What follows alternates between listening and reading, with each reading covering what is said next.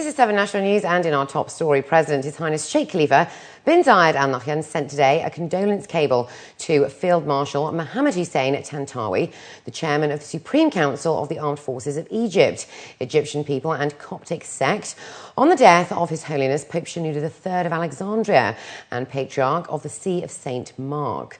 Sheikh Khalifa expressed his profound sorrow and solace to the Egyptian people, especially the Coptic sect in Egypt and abroad. He paid tribute to Pope Shenuda III, describing him as a symbol of tolerance and coexistence. The Vice President and Prime Minister and ruler of Dubai, His Highness Sheikh Mohammed bin Rashid Al Maktoum, and His Highness General Sheikh Mohammed bin Zayed Al Nahyan, the Crown Prince of Abu Dhabi and Deputy Supreme Commander of the UAE Armed Forces, also dispatched similar cables. Road and traffic accidents continue to be a primary concern for the community. In addition to efforts by the public and private sectors, Islamic scholars are also taking an interest in raising awareness among residents, beginning with school children. Sheikh Syed Ali Hashmi, the advisor to the President of the UAE, and Dr. Mohammed Al-Kubaisi, the Grand Mufti from IDCAD, address students from grades 9 to 13.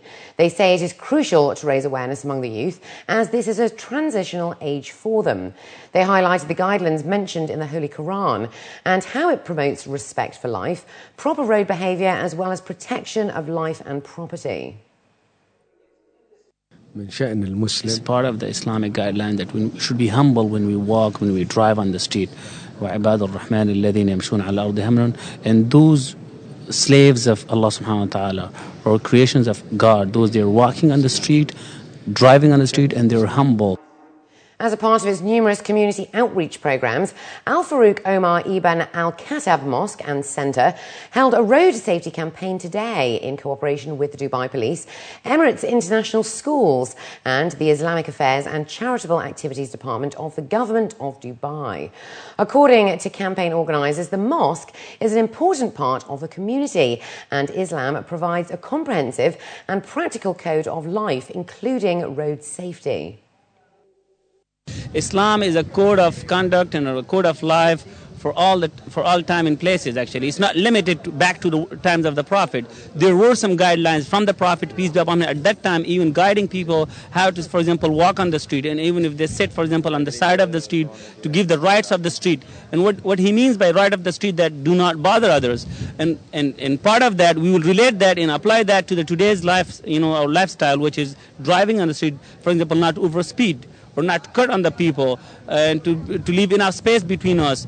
And as a matter of fact, in certain countries, or certain Islamic countries, there is a speed limit, and they take that directly from the Quran. There is a verse in the Quran, it says, "La tulqu bi aydikum ila tahlaka." Do not put yourself in danger, or do not kill yourself. And overspeeding is part of that.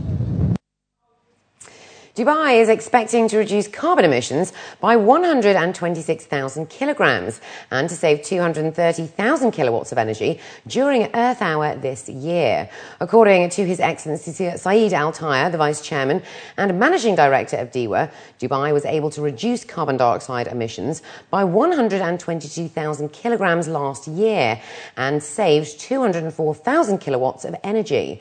Earth Hour is in its 6th year with 135 participating countries. This is the 5th year that the UAE takes part in this eco-friendly event.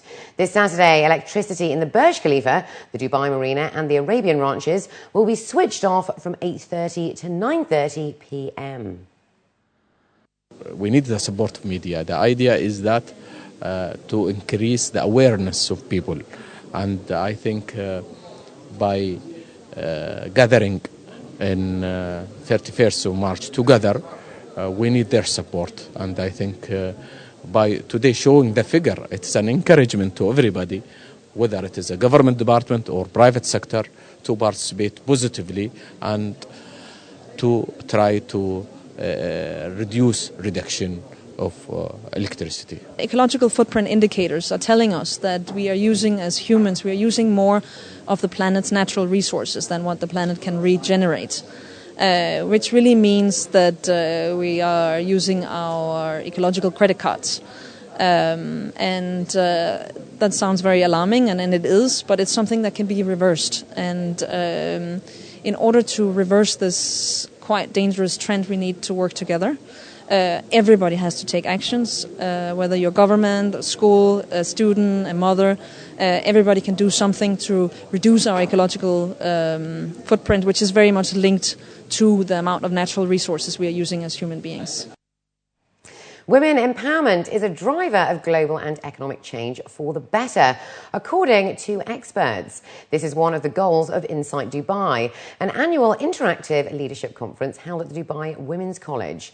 The 5-day event gathers young women from 60 universities in 30 countries.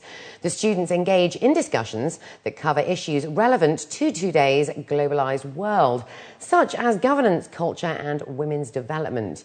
Dr. Howard Reid, the director of Dubai Women's College, addressed the students and said hope for the future begins in a room full of young people such as this across the globe.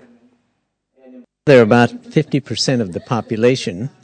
If you want to get the most out of your population, you have to use everybody, not just 50%.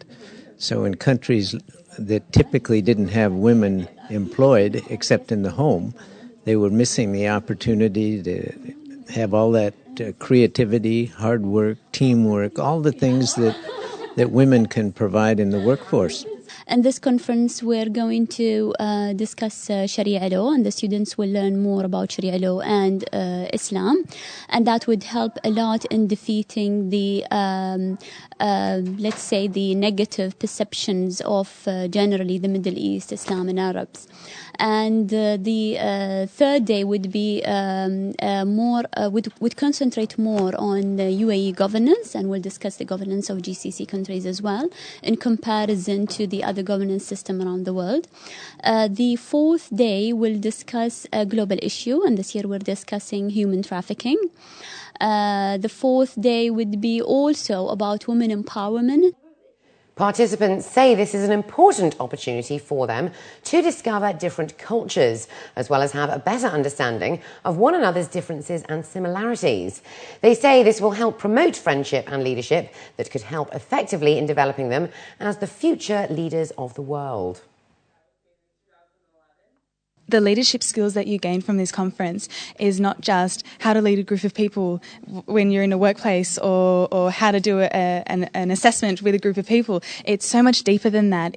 Leadership isn't just about the formal leadership. It's also about local leadership and global leadership. In the process of leadership to bring changes, to bring positive changes, especially in women's life, to educate women and those women who don't have access to education in rural areas.